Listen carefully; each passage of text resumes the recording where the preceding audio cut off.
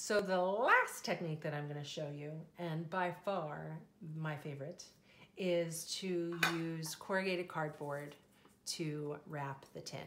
Okay, so this is a little bit more lengthy of a process, but they're just really nice. So if you have corrugated cardboard, you're going to need a decent amount to do the whole side of your tin in addition to your lid. You're going to need some of this to do your lids for the other ones. You can use cereal box type and cracker box cardboard, but you can see it's, it's kind of thin, so it's doable. And I'll show you when we do lids how to wrap it, but the thicker it is, it's got a little bit more substance. So this was corrugated cardboard that was wrapped, and it just sits down. Okay, so this is the fun part. Whatever corrugated board you're using, hopefully you have one that has the sort of factory edge. That's going to help you line this up to the top. So when we're working with clay, you know by now that when we're making a cylinder, it is a rectangle. But this is kind of like trying to fold leather hard clay because it just doesn't want to bend. But the nice thing is that cardboard you can just sort of change, similar to clay, when we're trying to make it become a different type of stage. But what we're going to do to make this more flexible is start to peel it off. Ah! Time saver, that was a nice chunk. This is oddly satisfying. So you can try to get, it's like peeling an apple. You can try to peel this off in one piece.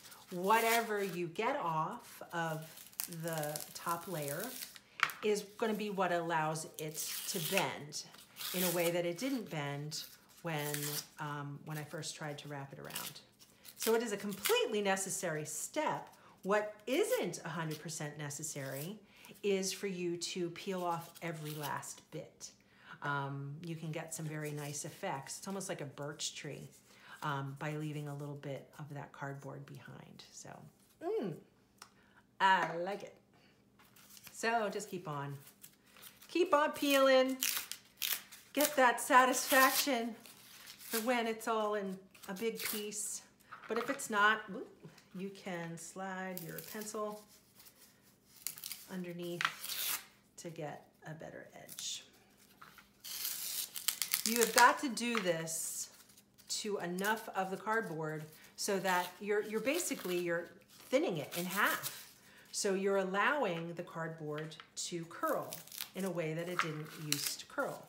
So little bits like this, that's fine. You can leave that behind. But you need enough of that top layer off that it bends. There is really no rhyme or reason to what I'm doing, but I kind of consider what is left behind as I go. It makes a bit of a mess, as you can tell, but that's all right. Yeah.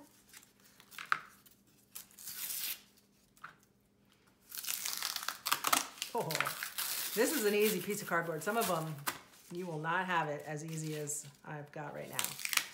So, but whatever happens, you'll figure it out.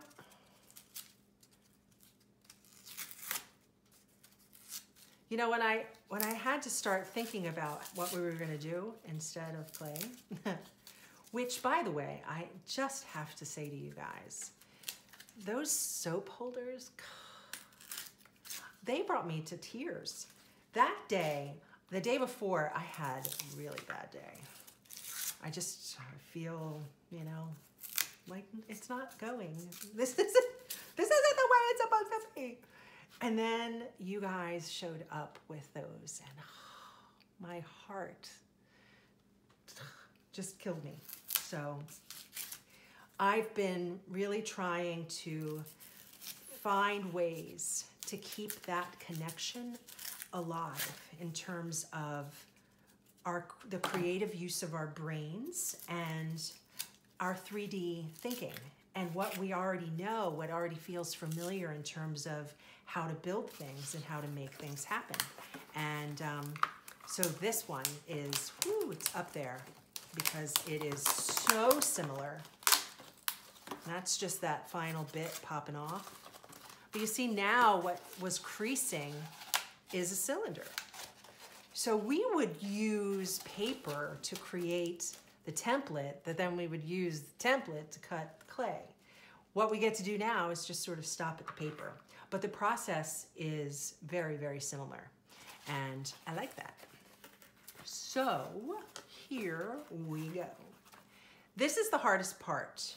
The factory edge was here, and I need it to fit, just like when I did the solid paper, I need it to fit from this little lip to this lip. And it kind of locks in there, but it's kind of hard to measure down here because it's easy to go like this, which is how we might make a template at school, but this is where I need it to be. So I'm gonna flip it. And I'm gonna put the edge where I need it here, and then use, as long as it's rolling in the right way, I'm gonna use my pencil. That's not gonna work. This is live theater. Ready? I am changing my mind. I've done so many of these and nah, anyway. All right, I'm gonna go back to that.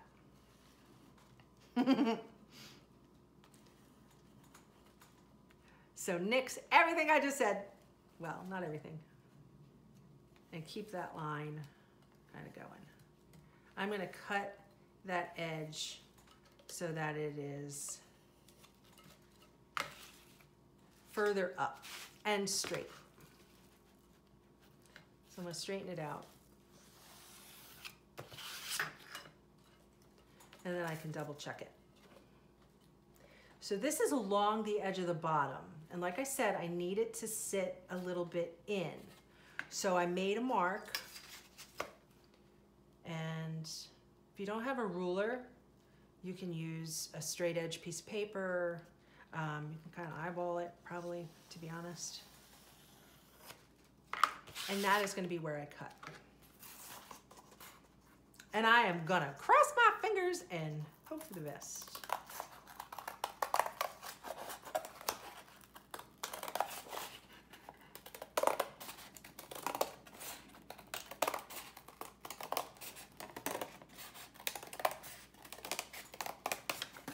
All right, see how I did.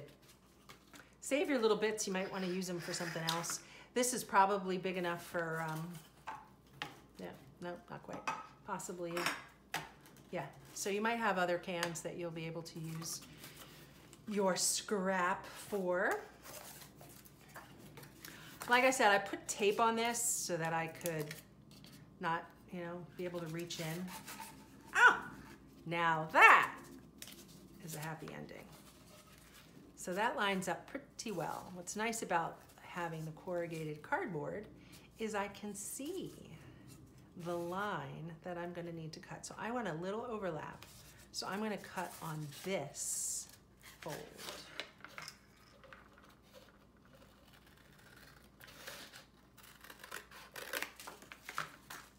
And then just like the paper one, this is a little more, kind of has a life of its own. You'll definitely want a rubber band or two to hold these down once they are glued. But these will get glued the same way as the first one.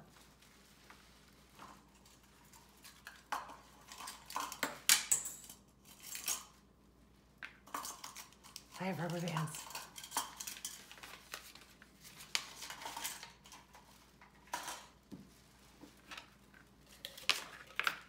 We're gonna glue it. Just in case you didn't watch the first one, you get to see this for the first time. If you watch the first one, you don't have to watch this unless you wanna see what happens when you get to the end. This sucks up the glue a little bit more than a magazine image would. So you can go a little heavier on it because you will not impact the cardboard. You won't see it through. But you should still have it even. Don't just go la la la, loop-de-loop. Get it to the bottom, get it to the top. If you don't have tape on the inside, you'll be fine, but it feels much better with a little piece of tape covering that lip.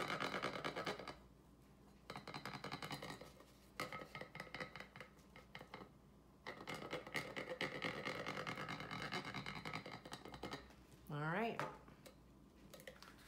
ready? I don't even remember what the top was anymore. Now there's a little bit of overlap, which is gonna need its own glue. The cardboard, it's just air. It's just these like little loopy things here. So to get that glue more glueable, just smash it. Just smush that down. And then you'll need a little bit of glue on that overlap. I'm sure one of the things you will not miss about this versus clay is you don't have to slip and score it. All you gotta do is put a little bit of glue, make them overlap, hold the top. That's pretty nifty. Okay, and this is where, like I said, rubber band will help you out.